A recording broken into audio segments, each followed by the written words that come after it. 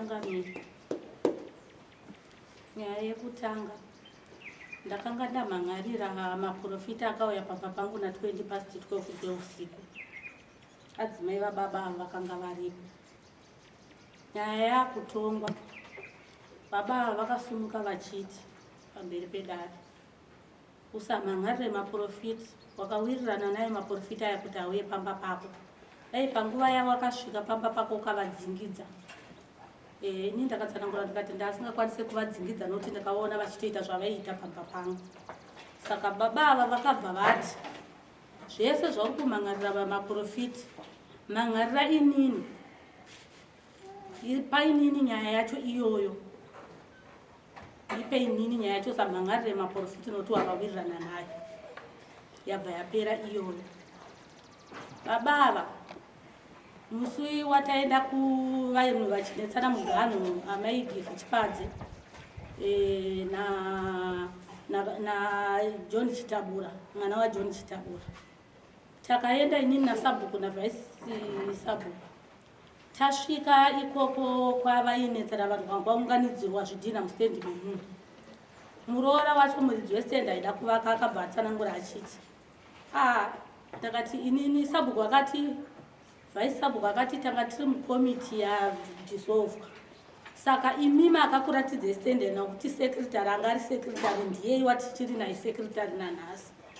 Ainga ane mazita evanhu vakanga vatobata mastendi. Kwemimi yenyu makazoibatira kupi? Muroora waChitabura akataura kuti yakaratidzwa baba naakapushwa. Vhaisi Sabhuku abva ati avanga varatidze stendi sei inini ndandirimo mukomiti ndiri Vhaisi Sabhuku. Handina kuzviziva, havana kundiudza. Imi maizoenda sechiratidzwa neava. Ipapo baba ava vaidarika vaine mapango yavo. Sabhuku wabva ati aiwa makombe, nyaya iri pane iri kunzi ndimi makaratidza vanhu ava, makavaratidza rini vabva vauya. Ipapo vakabva vaita akakupikisana namai Sabhuku vaitaura kuti maisa mustendi mangu. Vakabva vataudzana naamai Sabhuku vakataura mazwi ekutuka amai Sabhuku. Ini ndandiripo ndakanyarara. Muromo wangu wokuzovapindura baba ava ndakazovapindura ndichiti aiwa. Imimi amai Sabhuku hamuvamanikidzire kuti vataure muganhu mukadzi akarohwa. Varume vose zvavari kungotaura kuti murume wavo kana auya ndiye anoziva muganhu. Uyezve panapa takapasiya tichiti hatizive stendi yadenga kuti inoperera papi. Zvaakuda denga aripo otiratidza panoperera stendi yake, ndokuti tizopega apapa. Asi pakangopegwa rafuri kuti kana denga azotiudza panoperera muganhu wake, vanhu vozopiwa mayouth mastendi. Ndo mashoko angu ekupindura. Asi baba wavo vakaenda vachingotuka vachitukana naamai Sabhuku, ndinobatikana nazvo. Amai Sabhuku vaive murume wavo auya vakauya kunomhan'ara kuna Sabhuku. Vauya kunomhan'ara kuna Sabhuku vakabva vati ende munonyorerwa tsamba nasekretari. Chokwadi tsamba ndakanyora yekusunga baba ava. Baba ava vasungwa vauya padare vachitongwa. Ndabva ndati Vhaisi sekretari, ndiwe chinyora uya baba ava, nokuti inini ndakaona amai vatukwa ava ndambuya vangu, murume wavo ndasekuru vangu. Saka iwe Vhaisi sekretari ndiwe chinyora nyaya yani yababa ava yekutongana kwavo.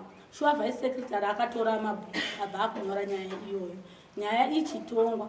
Nyaya yapedza kutongwa ipapo, Sabhuku vakati inini nyaya zvaukataura izvi ndiwe wakatanga kutuka amai ava, wakataura kuti pfungwa dzenyu dzinokiringa mushe mushe.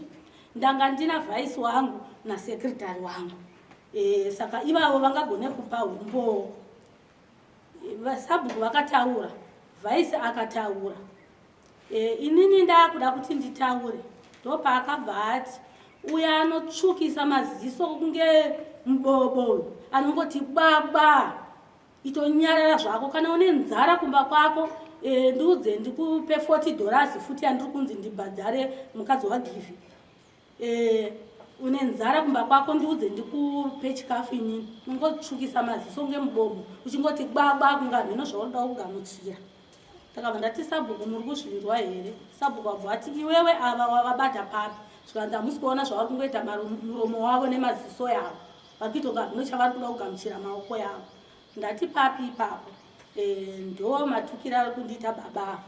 Imweni yenyaya yechitatu, nyaya yechitatu ndeyekuti baba ava mushure mekuti maprofiti ave achiita munamato pamba pangu na 12 ndakayamhanarira mudare 12 manheru here dzeusiku.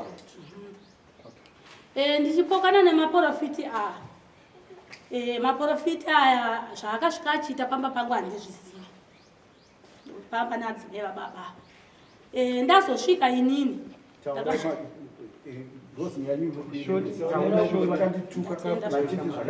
baba ava vakazoti nyaya yakataurwa naNdundu mushure mekunge maprofiti auya pamba pangu. Nyaya yanga ikataurwa kare naNdundu paredhiyo kuti chapititi pasireu padhuze nepaKZ pane mukadzi ane 73 years akabatwa chibharo nemwana wake mukomana. Mwana uyu ane mwana mumwe chete nemukadzi.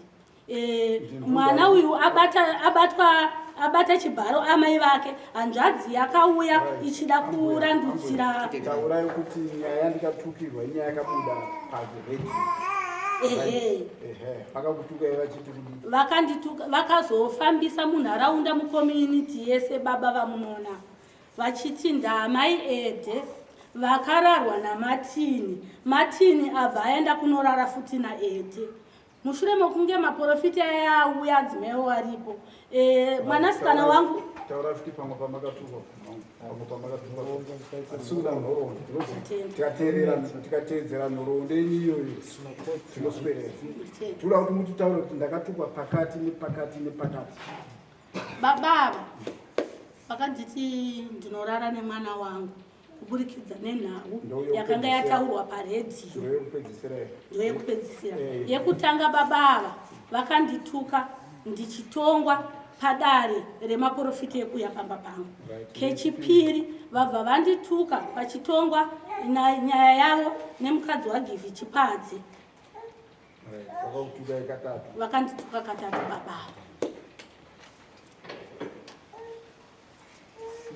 Pakanaka ndiri kubvunza kuti amai mauya nasabhuku ndikana nomumwe womukomiti wamunogara naye kunharaunda kusati aenda kuna baba pamusoro ichakabe sabhuku havanokwanisa kuuya panani hapana auya nokuti wandandikawirirana naye vhaisi sabhuku kuti ari kuuya haana kuuya.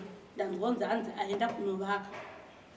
baba mauya naye mauya mea ewa zvakanaka kana mushure kudare vamambova unouya novatsigiri vachizonzwawo nyaya kana kuvagarisa kutuka kwamaita pambekoni ndimi maifana kuuya nokomiti kubva atsigira paanongonzvenga mudara kuti akadai zvobva zvafamba ipapo oraiti hai endai mberi nemakutii. Sorry, just munhu amainzi makarara naye ndiani wenyu? Mwana wangu wamakatobereka mukuru wandikatobereka inini. Ameno baba mhosva dzamuri kupomerwa nhatu idzi munoti kuti kana muchibvumirana nadzo musapedzera nguva dare, kana muchipokana nadzo kuti ishu semazivire pamusoro ichangamiri pamusoro idara pazvinhu zvese zvataura amai hapana chandinoziva. Vari kushandisa mukana uye wokuti vari sekretari wasabhuku nekuti nyaya yakabvira iyoyo kuti maprofita anotora senguva dzimai yangu ati chachi chaunga chichechi vakaona chiga cherufu pamba paamai. Indakazvirarira ndobva timu yaenda yasvika hakusikumatoru vamamaraundi 89 yeukuyo vaenda kumba ikoko vasvika ikoko semunhu ndandisiko amendofunga vakatsvagana kuti amai vari kupi umba musikana aripapa akati amai pane kwavaenda ukafonera vanhu vauya vaita zvinhu zvavo vapfeka magemensi vaita zvinhu zvavo vapedza zvakangodarika zvakadaro varaudzwa chiga cherufu zvakanga zvakadaro. Tagara takunoita nyaya yekumugana yanga achida musati maenda kuti ningirikini yenyu inonzi vanga zvekuenda kwemaprofita kwanga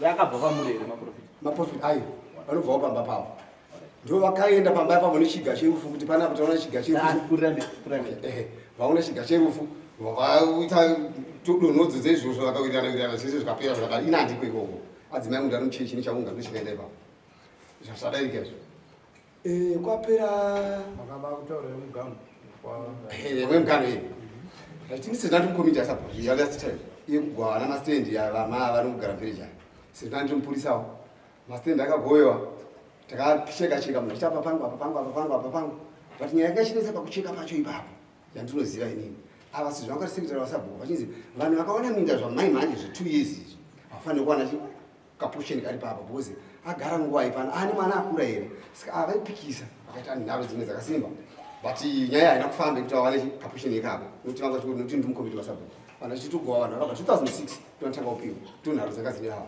asi nyaya yakangosiyiwa yakadaro saka yakazopinda komiti inoteera musi wokutanga amai sabhuku akandoona chidarika nehuno nemapango yangu akati takasipushwa yaipano vandaenda zvikanzi apa muchicheka apa makapagova sei apa tikati apa achiitwa 10 mastand but stand iyi iri kudhuze nekwenyu takaisiya tichiti nokuti imimi kuti muzongogomanidza stand iri pamba penyu apa neiyi saka yebi yacho yemwana inogona kuita iyi so tatamboona panga pakira nathani kuti apa vanogona kuya extenda shuya kuno tachataurana masabhuku zvakadii mangwana ndakazoona sekretary sabhuku namwanhu 4 or 5 committee vauya saka ini ndakandoona futi ipapo ndichibuda futi neipapo futi mbiti yangu nepasaidi nokuti pane nzira iyo vauya kare ndikubuda neipapo ndati akapushirwai pano mutibatsire kanyaya nepandapa ndimi akambenge muri mukomiti ndakagadzika miti yangu pasi ndakaenda pavanga vari papanzi panapa pakafamba sei ndikati panapa pane mapost 10 but pane 1 yakasiyirwa maisabhuku iwe nokunzi vanogona kuistenda iwe nepamba pawe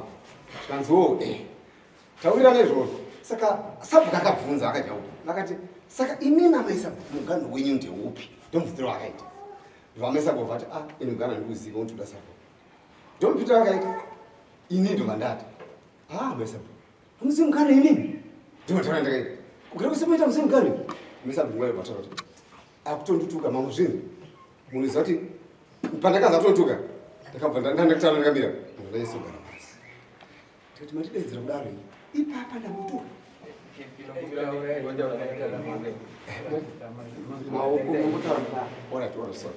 ndinotati ipapa ndambutuka ndikubvunza vanhu vese vakamira komiti ndovamaisabhuku vati ndovavati watondituka inotati maisabhuku musiroyoita musha ndomabvunzira ndikati maisabhuku musiroyoita musha ndati ndatorama ndinoona kuti panapa ndakutogadzira zvisiripo takuri zvinhu zvangu miti yangu ndatobuda chii anditakakuita ndakataura zoti panapa uya kundibvunza ndiziva maisabhuku ndibvunza apa ndibvunza kichipiri ndondatakura miti yangu ndabuda ndinotenga kuenda ndadarika kai yobva yazoya kuti amaisabhuku aya vabvaudzana neivavo bhuzinesi vanongari pamwe chete vakahakira nyaya yemaprofita iyi yakanga yatika musi uyu bhozi pakatongwa nyaya yacho yemaprofita yacho chokwadi ndandiripo saka tasvika ipapo nokuti zita rangu ava vakarinyoresa vachiti akapushwa vanga varipo pakauyiwa kumba kwangu saka ini handange ndiripo ndati handei zita rangu sizi vangonyora kuti ndakauya kumba kwavo saka chokwadi tiri padare iroro rochitongwa ndakabvunza ndikati ava nautaura zvinhu zvavati naamaede handizive kuti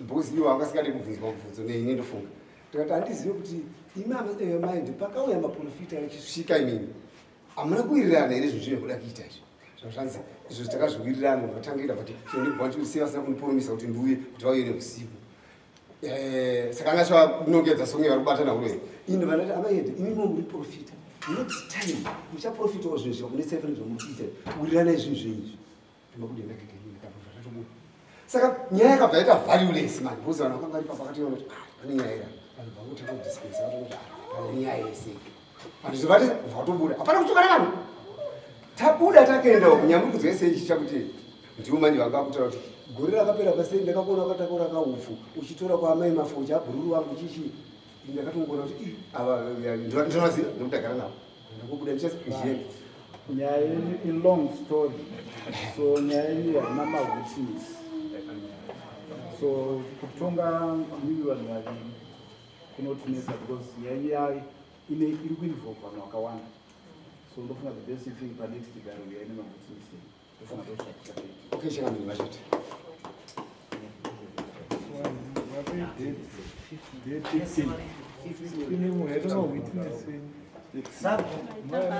auye amai sabhuku vacho pakaitikira nyaya vacho navanga varipo vari involved pastand iyoyo novakanga varipo pamwe kuti vakatuka tosangana musi wa 15 unotikati mutauro mazwi mashoma anga chimunza kutaura masoko ava vaosiya mahotels pamwe zvazvinoita ndezvekuti ava vari kugona kufundira ndizvozvo kana kuti vari kutaura chokwadi ndizvozvo vanhu ivavo ndovanozotipa chokwadi dai varipo dai apera saka hapana nyaya tingatongesa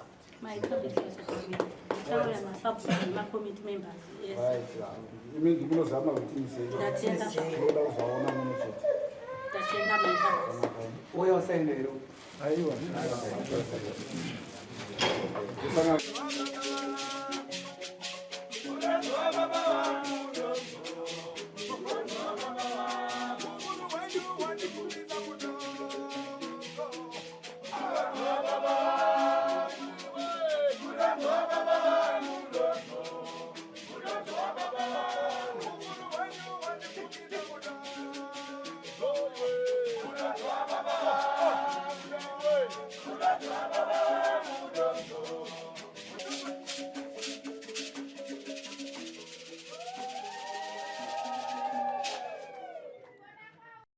For these and more stories, tune in to Zim News Bit TV with Robert Tafumani.